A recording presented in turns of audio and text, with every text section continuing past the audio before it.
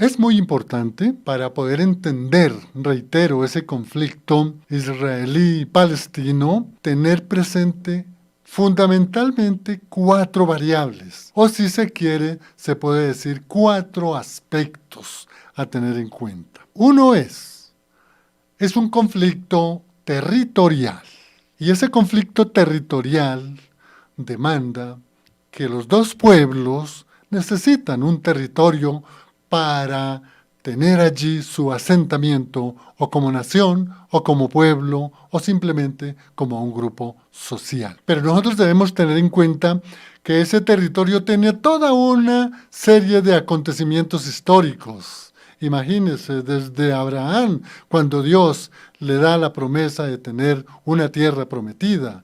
Luego Moisés y después Josué la entrega o la entrada a la tierra prometida y la entrega de un territorio a cada tribu. Pero después viene el año 70, ya la era cristiana, y allí el pueblo judío es prácticamente destruida la ciudad y el templo y se va en diáspora, se va esparcido por todo el mundo, pierde su territorio, pero vuelve y otra vez tiene su territorio. Pero eso tiene mucha historia, pero ese es un punto que hay que tener muy preparado y estudiado para poder entender.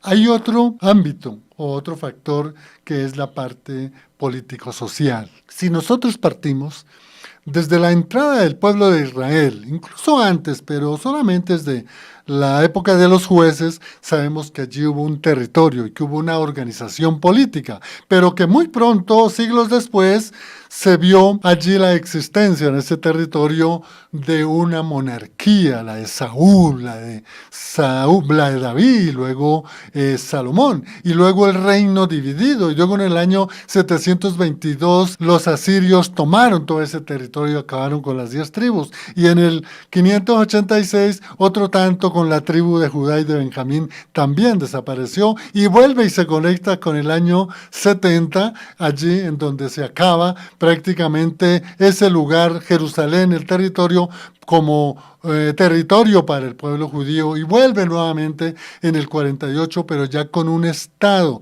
de Israel fundamentado en unos principios de un movimiento llamado sionista o el sionismo. Se dan cuenta cómo cada variable tiene un ámbito distinto, pero miremos un ámbito religioso y partimos nuevamente de esa promesa que Dios le dio a Abraham de tener un hijo, pero cosas humanas, entonces vino la esclava y nació de allí Ismael, que no era realmente el hijo de la promesa. Y luego nació Isaac, y ahí vino unas divisiones tremendas a través de la historia. Entonces Isaac, la promesa, Ismael se fue con la mamá al desierto, pero ellos tuvieron un territorio mucho más a la parte, digamos, oriental de lo que hoy son los territorios de los árabes, ¿no? Entonces mire toda esa problemática que ha habido a través de la historia. Después vino el imperio turco o el imperio otomano,